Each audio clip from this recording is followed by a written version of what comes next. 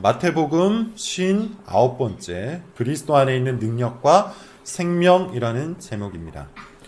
오늘 본문은 이렇게 시작합니다. 본문을 보세요. 예수께서 이 말씀을 하실 때 어떤 말씀을 하고 계신 것이죠? 왜 금식을 하지 않냐라는 이 질문에 대해서 답변을 하고 계세요. 이 질문은 세례 요한의 제자들이 한 것이었는데 언제 한 겁니까?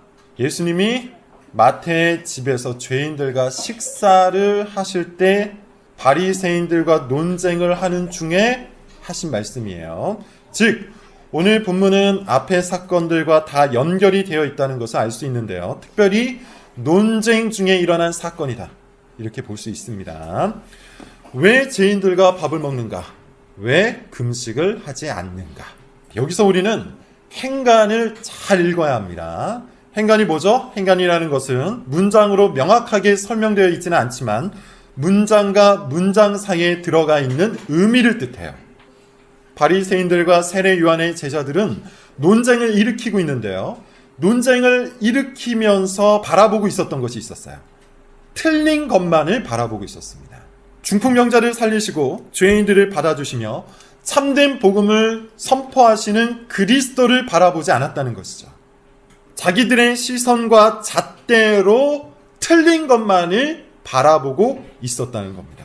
논쟁을 일으키고 있는 사람들 눈에는 생명을 주시는 그리스도의 능력보다 자신들의 종교적 편견에서 벗어난 행동만이 보였을 뿐이라는 거예요. 여러분 이미 여러 번 말씀을 드렸는데 개혁주의 신학이라는 것은 다른 신학의 틀린 것들을 찾아내서 우리의 올바름을 증명하는 신학이 아닙니다.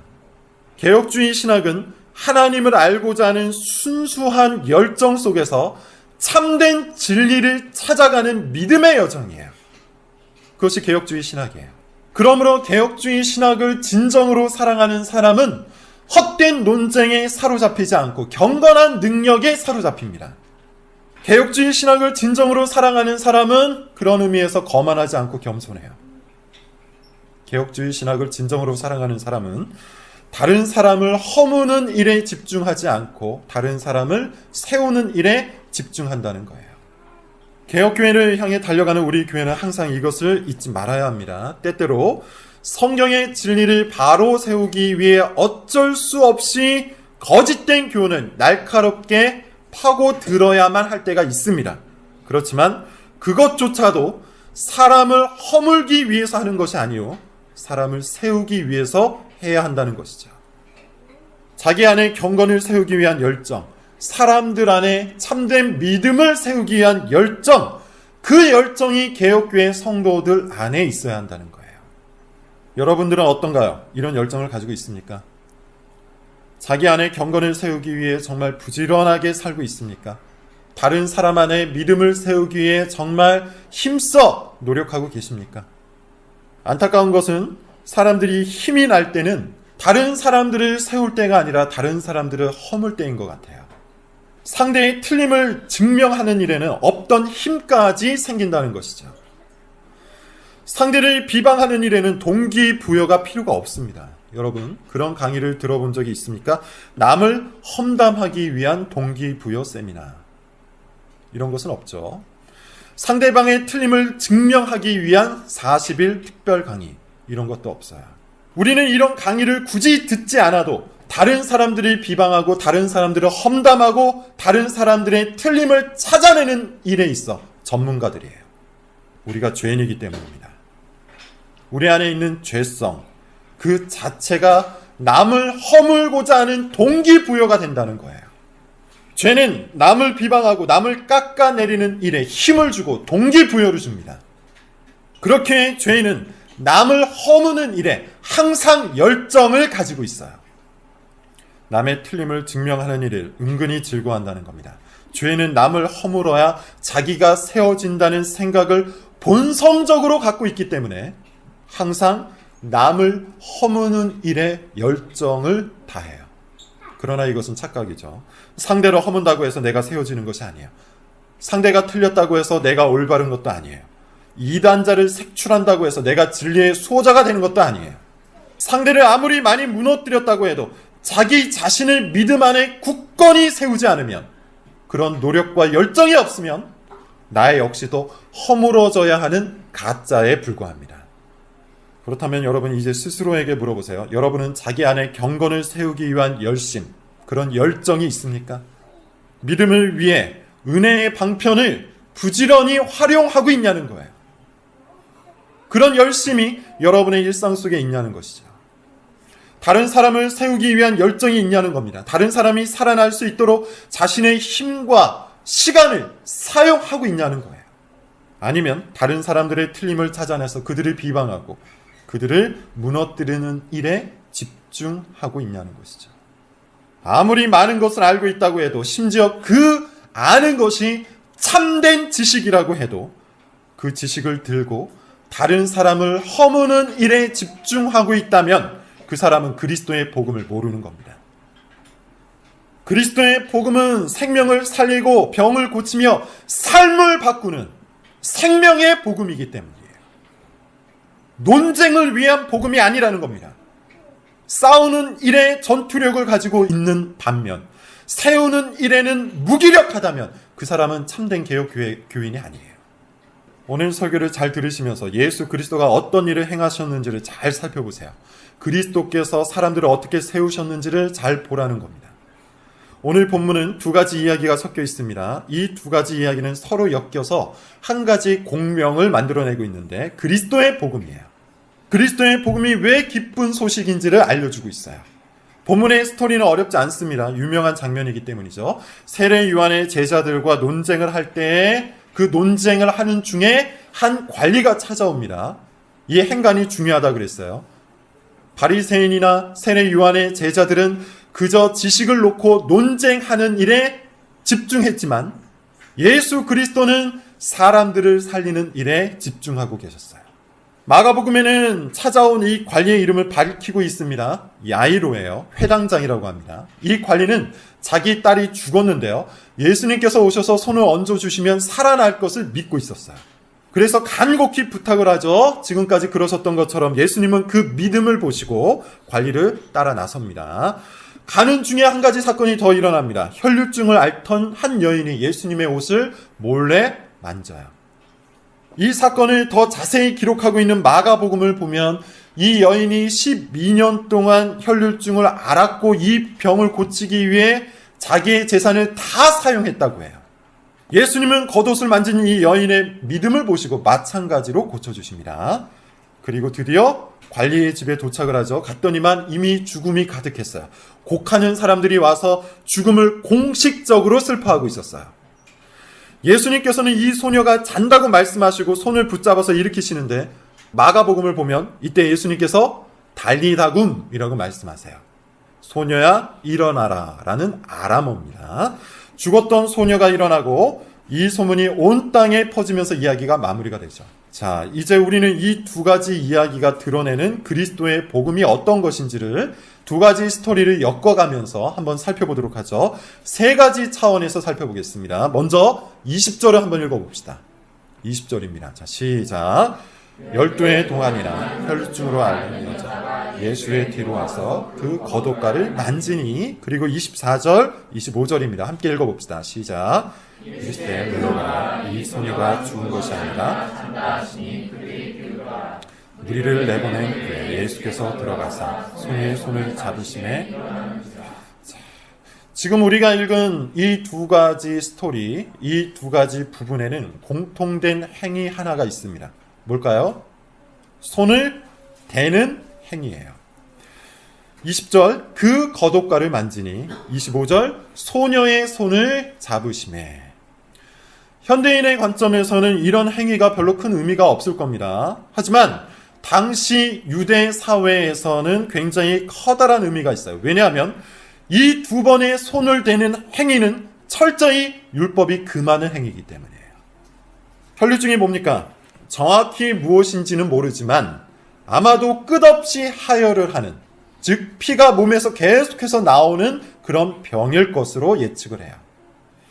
그렇게 추정을 합니다. 이런 증상은 율법에서 유출병이라고 통칭을 하고 있는 병인데요. 레위기 15장은 이 병에 대해서 다음과 같이 말해요. 한번 찾아봅시다. 레위기 15장 19절부터 24절인데요. 오늘 설교에 있어서 중요하기 때문에 다 한번 읽어보겠습니다. 레위기 15장 19절부터 24절입니다.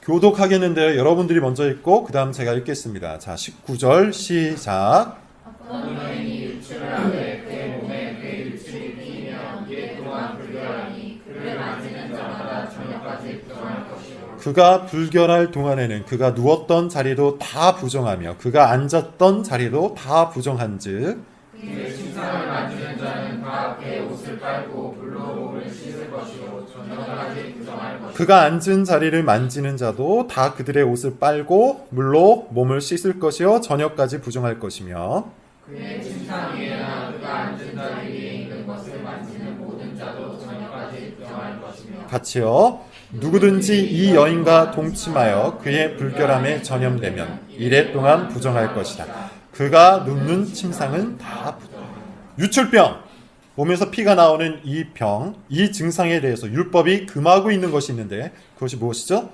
한마디로 이야기하면 만지지 말라는 거예요. 심지어 그가 누웠던 자리, 그가 앉았던 자리조차도 만져서는 안 된다고 합니다. 고대 사회에서는 지금처럼 의학이 발전되지 않았기 때문에 이런 병들이 접촉을 통해서 전염된다고 생각했어요. 그렇기에 만지지 못하도록 한 것입니다. 이것을 정결법이라고 해요. 본문에 등장하는 여인, 이 혈류병을 앓고 있는 여인은 무려 12년 동안이나 이 병에 걸려 있었고요. 또한 그 병을 고치기 위해 온갖 애를 쓰면서 자기 재산을 다 털어먹었어요. 그렇기 때문에 주변 사람들이 이 여인을 다 알고 있었을 겁니다. 그래서 이 여인이 나타나면 사람들이 어떻게 했을까요? 혹시라도 접촉이 있을까 하여 멀찌감치 피해 있었을 거예요. 마치 병균처럼 그 여인을 바라보았을 것이라는 것이죠. 무려 12년 동안 이 여인은 이런 대접을, 병균 취급을 받으면서 살았던 겁니다. 그런데 어느 날 예수님에 대한 소문을 들었어요.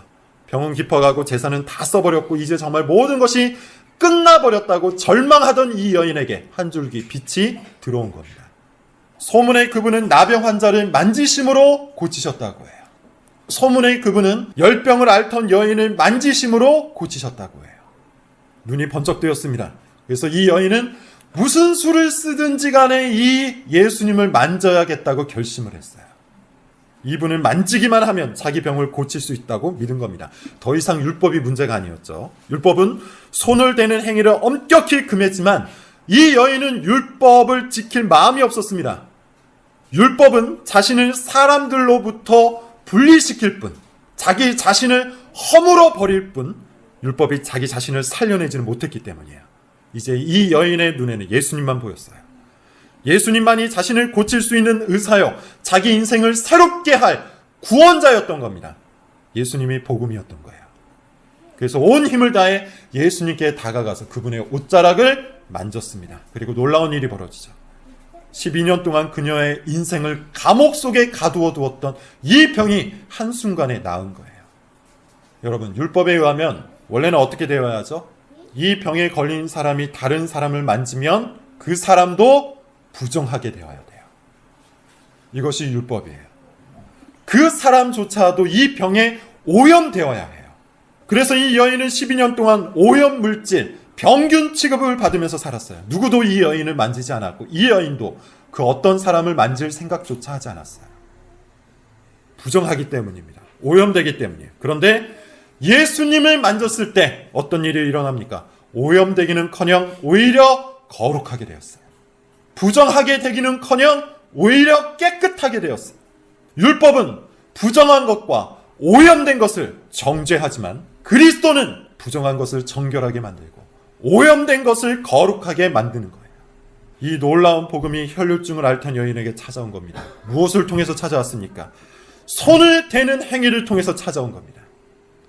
그리고 잠시 후에 손을 대는 행위는 더 놀라운 일을 일으켜요. 예수님께서 관리의 집에 들어가시죠. 관리의 딸은 이미 죽어 있었어요. 23절을 읽어봅시다. 23절입니다. 자, 시작. 예수께서 그 관리의 집에 가사 피리 부는 자들 떠드는 무리는 사람이 죽었을 때 죽음을 슬퍼하는 전문적인 일꾼들이에요. 이 사람들이 왔다는 것은 죽음이 공식적으로 확정되었다는 뜻입니다. 이때 예수님이 이상한 말씀을 하세요. 이 소녀가 죽은 게 아니라 자는 것이다. 당연히 사람들이 비웃습니다. 그러나 예수님은 아랑곳하지 않으시고 이 소녀의 손을 붙잡으세요. 그러자 어떻게 됩니까? 소녀가 살아납니다. 이 장면에서도 우리가 주목할 점은 예수님께서 이 소녀의 손을 만지셨다는 거예요. 왜 주목해야 합니까? 유출병에 걸린 사람도 만져서는 안 되지만 율법에 의하면 죽은 자도 만져서는 안 돼요. 레위기 21장은 죽은 자를 만짐으로 스스로를 더럽히지 말라고 명시하고 있어요. 비슷한 맥락이에요. 죽음은 죄의 결과죠. 그러므로 죽은 자를 만진다는 것은 그 죄의 결과에 오염되는 거예요. 그런데 예수님은 죽은 자를 만지셨고 그 결과는 우리가 다 아는 것과 같습니다. 죽음이 오염되지 않고 생명이 수여되었어요. 죽음이 전염되지 않고 생명이 전염된 겁니다. 율법은 죽음을 정죄하지만 그리스도의 복음은 죽음을 이깁니다. 여러분, 우리는 이 두 가지 이야기에서 그리스도의 복음이 무엇인지를 살펴봐야 돼요. 복음이 뭡니까? 그리스도의 복음이 뭡니까? 살리는 겁니다.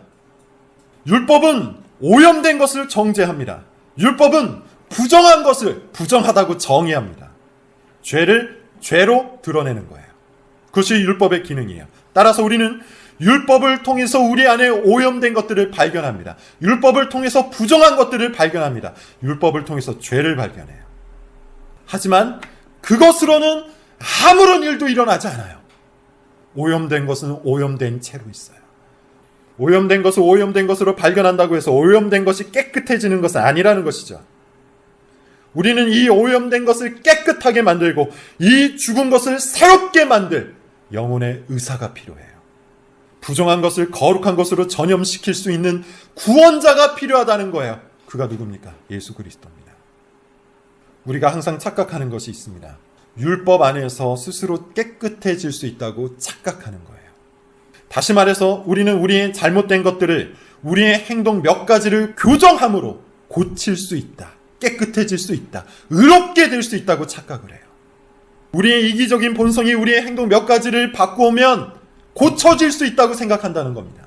우리의 거만한 마음이 우리의 행동 몇 가지를 바꾸면 변화될 수 있다고 착각을 한다는 거예요.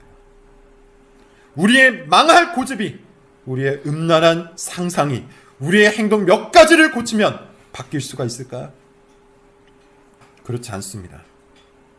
오염된 우리의 마음은 아무리 노력해도 고칠 수 없어요. 우리의 행위로는 고칠 수 없어요. 거룩한 분을 만나야만, 거룩하신 그분을 만져야만 우리의 모든 오염이, 우리의 모든 부정한 것들이 새롭게 됩니다. 그런 의미에서 우리에게 필요한 것이 있습니다. 우리 자신을 믿는 행위가 아니라 그리스도를 믿는 믿음이에요. 이것이 오늘 본문의 두 번째 주제입니다. 그리스도의 거룩과 그리스도의 생명이 어떻게 전달되는지 한번 봅시다. 먼저 18절 19절을 읽어봅시다. 본문 18절 19절입니다. 자, 시작. 예수께서 이 말씀을 하실 때 한 관리가 와서 절하며 이르되 내 딸이 방금 죽었으소서 그 몸 손을 얹어 주소서 그러면 살아나겠나이다 하니 예수께서 일어나 따라가시매 21절 22절도 읽어봅시다. 자, 시작. 그 겉옷만 만져도 구원을 받겠다 함이라. 예수께서 돌이켜 그를 보시며 이르시되 따라 안심하라. 내 믿음이 너를 구원하였다 하시니 여자가 그 즉시 이 두 장면에서 우리가 똑같이 주목할 점이 있죠. 관리의 믿음과 여인의 믿음이에요. 18절에 보면 한 관리가 와서 놀라운 고백을 합니다. 그 몸에 손을 얹어주시면 살아나겠습니다. 그리고 21절을 보면 이 여인이 품은 생각이 나옵니다. 제 마음에 그 겉옷만 만져도 구원을 받겠다 합니다. 관리와 여인은 그리스도를 믿었어요. 그리스도께 자신의 인생을 의지했다는 겁니다. 여기서 우리가 알아야 할 것이 있습니다. 관리와 여인, 이 두 사람의 믿음이 완전한 지식에 근거한 것은 아니었다는 것이에요. 생각을 해보세요. 그럴 수밖에 없겠죠. 당시에는 신약 성경이 없었습니다. 또한 당시에는 예수님께서 십자가에서 죽지도 않으셨고 부활하지도 않으셨어요. 더 결정적으로 당시에는 예수님이 그리스도라는 것을 확실히 드러내지도 않으셨어요. 그러므로 이 두 사람의 믿음이 이와 같은 것들을 분명하게 알고서, 다시 말해서 정확한 지식과 교리에 근거한 믿음이 아니었다는 거예요. 지식적으로는 다소 부족한 믿음이었다는 것이고 어느 정도는 완전하지 않은 믿음이었다는 거예요. 그럼에도 불구하고 이 부족하고 연약한 믿음을 보시고 생명을 주시고 거룩을 주신다는 겁니다.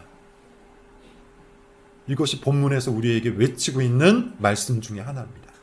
우리는 믿음의 속성이 무엇인지를 알아야 됩니다. 여러분, 믿음이라는 것은 당연히 지식에 근거해요. 하나님이 누구인지 모르고 믿을 수 없어요. 그리스도가 누구인지 모르고 믿을 수 없어요. 이와 같은 지식에 근거하지 않은 믿음은 자기 최면에 불과하고 자기 암시에 불과합니다. 맹목적인 믿음이에요. 지식이 중요합니다. 하지만 믿음을 구성하는 요소에 있어서 지식이 전부가 아니에요. 더 중요한 것이 있어요. 의지하는 겁니다. 실제로 그분을 신뢰하는 겁니다. 정말로 믿는 거예요.